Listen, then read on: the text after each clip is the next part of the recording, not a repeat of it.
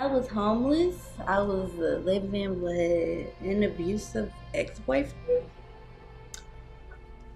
I didn't talk to my parents. My story's horrible. I had a bad story.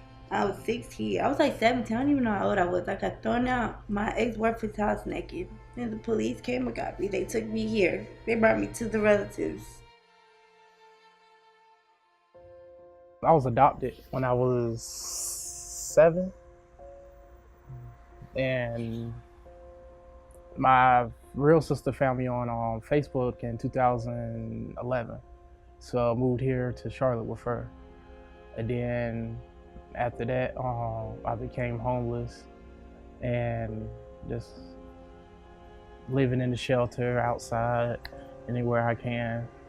I was at a Walmart sleeping in my car, and I just hear boom, boom, and this woke me up. And I just see the gun pointed at me, and they was like, get out the car.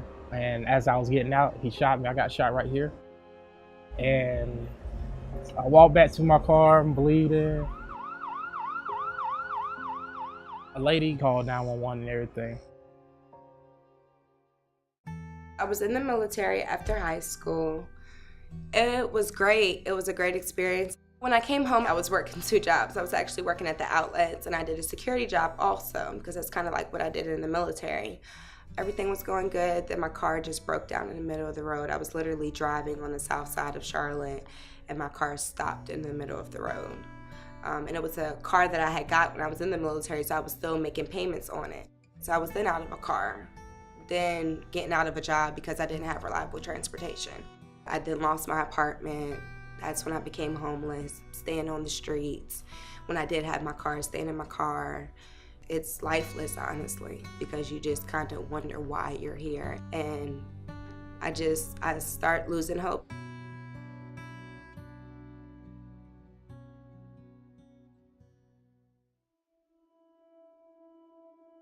The second time I came back, I had a son. I didn't have a job. I was having like family problems at my house.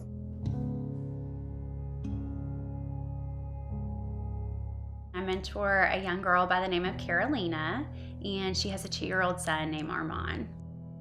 Carolina was being picked up by her caseworker, Jason, so that she could come here to do filming. And Carolina's ex-boyfriend, who's Armand's father, stopped by somehow with a group of people that Carolina does not know. He wanted to take Armand. Somebody in the car had a knife. Armand was grabbed and put into the car without a car seat and drove off. It's just I don't have a custody agreement. They gave me one when I got my restraining order the first time, but it was only for a year. So once that year ended, he could do what he wants. I see a young girl who is a single mom who loves her little boy so much, but struggles with all these things I can't even imagine struggling with. A father who seeks her out to both physically and mentally abuse her and Armand. Her story is very similar to a lot of the kids that we see here every day that walk in and out of these doors. I was losing weight because I didn't have food to eat. I was getting dehydrated, going to the hospital because I didn't have any fluids in my body. I was having suicidal thoughts. But thankfully, I ran into the resources that I have with the relatives. And I know my dreams and my goals that I have established for myself, I wouldn't be nowhere near close touching them if it wasn't for the relatives.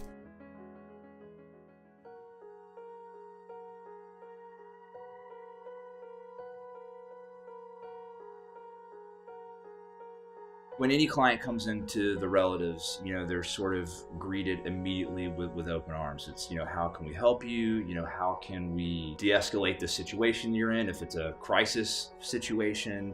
Relatives is like a second home. You don't supposed to go to the on ramp and go to sleep, but sometimes you tell them your situation, they'll let you rest and everything. And I think that's good because, a A lot of people, when they sleep outside, people come bother them, and anything can happen.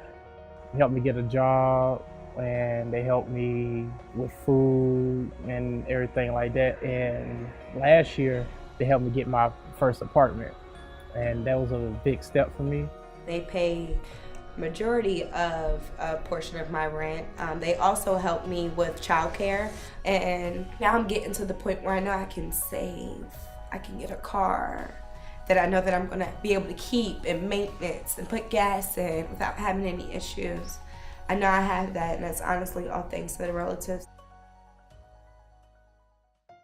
There's a lot of people that just need a second chance because you would approach it completely different. Knowing what you know after the first time.